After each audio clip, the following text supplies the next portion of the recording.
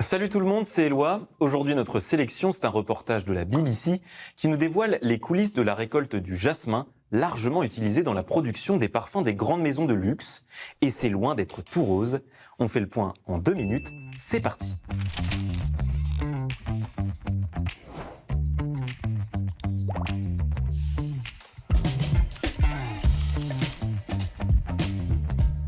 Jasmin rime avec parfum. Cette plante est régulièrement utilisée pour produire des huiles.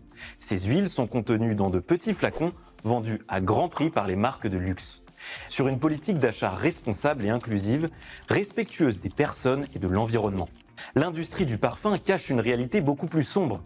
La récolte du jasmin est souvent le fruit du travail d'enfants misérablement rémunérés. Dans le reportage de la BBC, on y voit de nombreux enfants qui travaillent dans la collecte de jasmin à Al Gharbia, une région d'Égypte où cette plante est massivement cultivée.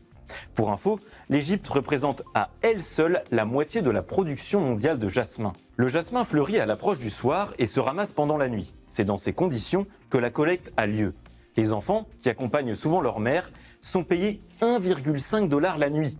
Outre le fait de travailler dans des terres boueuses sous l'assaut constant des moustiques, l'exposition à cette plante est parfois synonyme de graves irritations pour la peau et les yeux. La fleur de jasmin est en effet très allergénique. Et si des contrôles et des audits existent, deux principaux problèmes expliquent la persistance de ces pratiques. Premièrement, le prix. Il est en grande partie sous le contrôle des grandes maisons de parfums et ces entreprises réduisent les marges de manœuvre de leurs fournisseurs en les obligeant à acheter à bas prix les récoltes locales. Deuxièmement, il y a le modèle de production.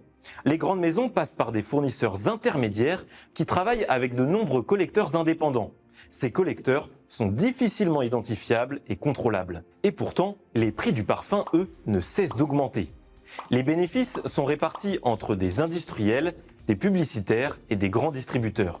Selon un article de BFM Business, les publicités et le marketing se taillent la part du lion avec environ 25% du prix final qui leur correspond.